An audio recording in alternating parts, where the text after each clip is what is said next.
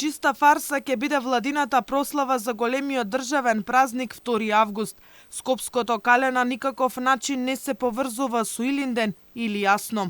Тажно е да се знае дека премиерот бил посоветуван дека на кале во Скопје може да се слави Илинден, коментира за Алфа професорката по историја Катерина Тодороска. Таа дополнува дека има две причини зошто владата го избрала Скопското кале за прослава на 2 август.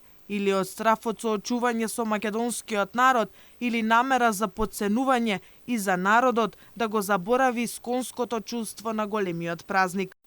Не сакате да се соочите со народот, со сопствениот народ кој што ве плаќа, или втората работа е сакате да го подцените, да го омаловажите и да го натерате народот да го заборави исконското чувство кон Илинден и да го пренасочите кон Кале.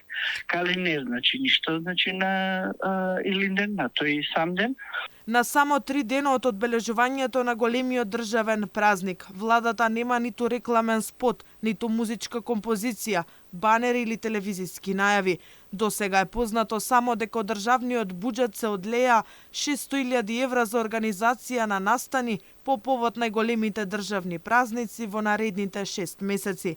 Професорката децидно укажува дека власта е со желба да ги избрише историските факти за македонскиот народ и големите датуми во создавањето на македонската држава. Друга е овдека, мислам, позадината. Повторно е тоа, не сме да се даде никакво значење на Илинденското повстание, не сме да се никакво значење на Јасном, никакво значење ниту на револуционерите, ниту на партизаните, што е можно побрзо да се избришат сите тие датуми национални од македонската историја. Не напати јас кажувам дека копчето за реагирање на овие напатени души кои што моментално седат во владата е секаде, но не и во Македонија. За разлика од оваа година, минатите символи за годишнината од Илинден беа ни помалку ни повеќе скандалозни за историчарите. Често се заборава на Македонија, македонци и македонско. Ниту Македониум, ниту Мечки камен, ниту Асном, а камоли Крушевска република. И лани повторно беа изоставени националните символи и името на државата.